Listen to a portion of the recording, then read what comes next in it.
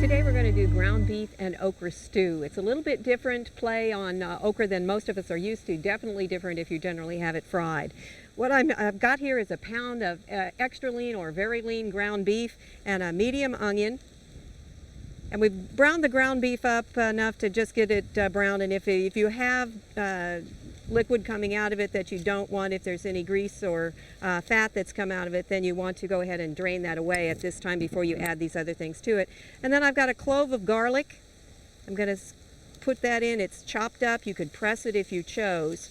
The nice thing about this recipe is that while it's nice and great outside right now and the okra is fresh and it's a great way to do it, you can also do this later in the winter with the frozen okra, and the onions are always abundant, and you could use canned tomatoes. So it's something that works year-round pretty much. So we'll let that cook for about 2 minutes. And while that's cooking, I want to talk a little bit about the okra and show you how you can prepare it. First of all, this one is way too long, and you can usually tell simply by making a cut in it. You can usually tell visually when they get this big, but it's tough to cut, and that means it's going to be too tough to use as well, so it's just not appropriate to use that one. The 2-inch ones are the best choice, and that's about this long. Now, if you don't like that slimy flavor or that slimy texture that you get with okra, one of the things that you can try, first of all, a couple of things. One is to use the smaller pods, the 1 to 2 inch pods, and then just trim the tops. Never cut into the pod itself, and that will keep a lot of that inside the okra pod itself rather than letting it get out into the stew. Although with this kind of thing, having some out there actually helps thicken it up. So if you've got to cut some up, that's great.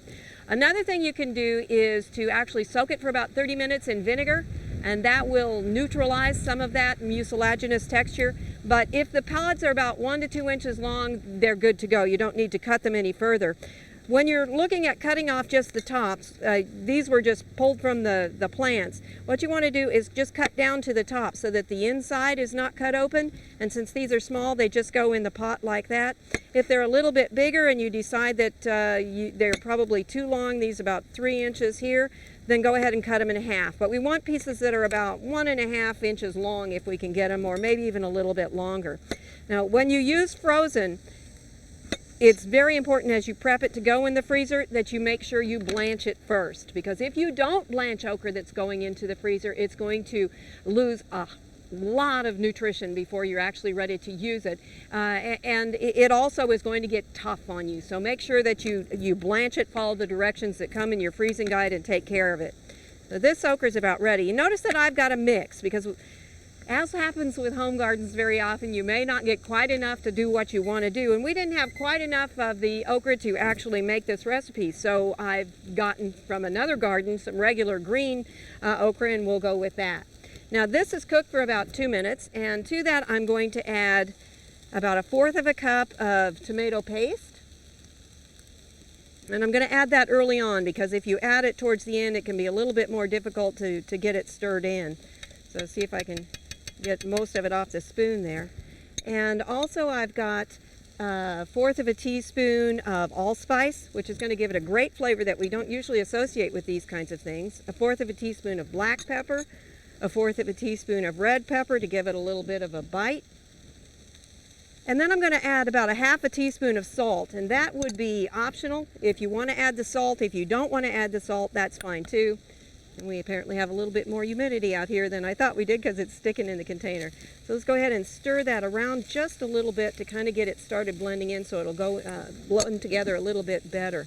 Then I've got 6, these are Roma tomatoes, so they were on the small side, so I did 6. You may need 4 to 6 tomatoes. You're looking for about 2 cups. And if you're using canned tomatoes, don't drain them. Go ahead and use everything that you get here.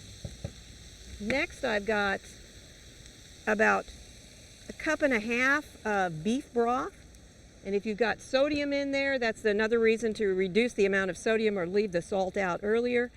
And then the recipe calls for 1 cup of water, but I've added a little bit more than that because I'm cooking it in an electric skillet, and that gives it a very large surface area, which means that it's going to have more evaporation during cooking. If you wanted to, you could add less. It's pretty much up to you. So that's all the, oops, one more thing we're going to add to this.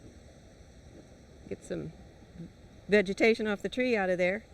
I've got 3 tablespoons of fresh lemon juice. And that's also going to really perk up the flavor. So we're going to bring this up to a simmer, and we're going to let that simmer for, let me double check, about 15 minutes. And cover it when it comes up to a simmer. After you know what it's doing, turn it down and put a lid on it. Look at that great color that we've got going in there, and its smell is fantastic with that allspice in there.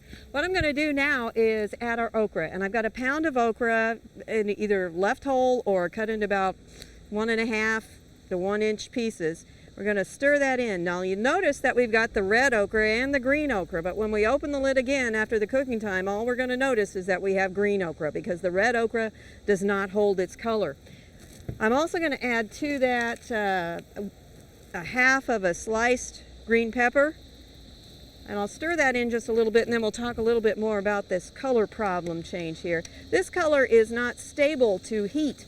And so no matter how you cook it, after a fairly short period of time, it's not that it dissolves into the liquid so much, it's just that it breaks down when it's exposed to the heat. So we'll bring this back up to a simmer, or to a boil, turn it down to a simmer, and let it go for 20 to 30 minutes. Now, this is another one of those recipes that tastes really, really, really good if you make it the day ahead, or you make it today and have some today and have some again tomorrow. So even if you're a small family, I'd make the whole thing. You can also freeze it. So you could make the full batch and freeze 2 or 3 little pouches of it or bags of it for later use. But let's see what happens as the color changes during cooking.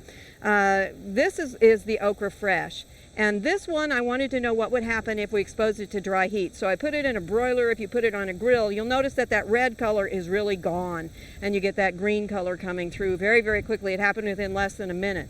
This one, I wanted to know what would happen if we could pickle this and retain the red color. But when you pickle something, it's going to be exposed to heat during the processing. So I put this in just straight vinegar, brought it to a simmer, and simmered it for 5 minutes, and within about 2 minutes, it looked like this. The water had the vinegar had a little bit of pink to it, but not enough that you would know that it actually came from this vegetable. It's very, very pale, as is the vegetable now.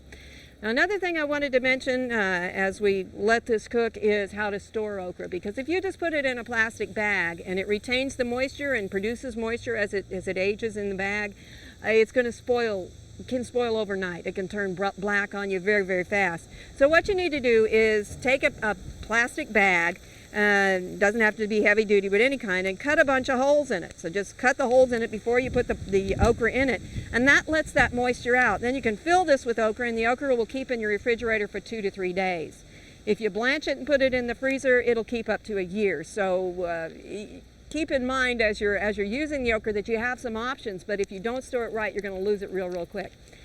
Comes to a simmer, it's going to simmer for about 20 to 30 minutes.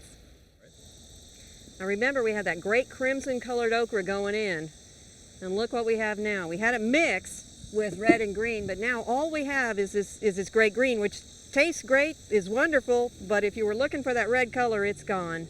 What we're going to do here is just ladle up a bowl full. Because it's a stew, I'm going to serve it in a bowl and try and get some of these wonderful juices as well. And then sprinkle a little bit of flat leaf parsley on it just for decoration. And there you have it. This is ground beef and okra stew. For Oklahoma Gardening, this is Barbara Brown.